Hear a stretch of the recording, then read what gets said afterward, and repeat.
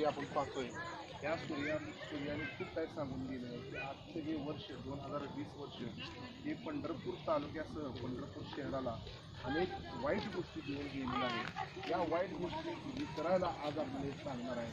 आज आपल्या पंढरपूर तालुक्यातील अनेक मातब्बर नेते यांचं निधन झालेलं आहे, ज्यांची पोकळी आज पंढरपूर शहराला भरून निघायला अनेक वर्षाचा कालावधी जाणार आहे.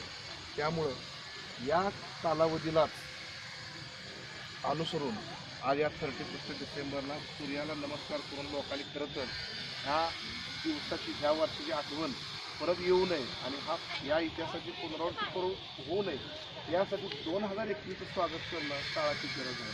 त्यामुळं आज जरी आजपर्यंत अनेक व्यवहार ठप्प झाले असतील, अनेकांचे निधन झाले असतील, हे सगळं विसरून आजचा आनंदोत्सव साजरा करायला काय हरकत नाही. परंतु उद्याची 1 जानेवारी 2021 हे साल हे दिवस उद्या नव्याने सेलिब्रेट करून साजरा करायची गरज आहे.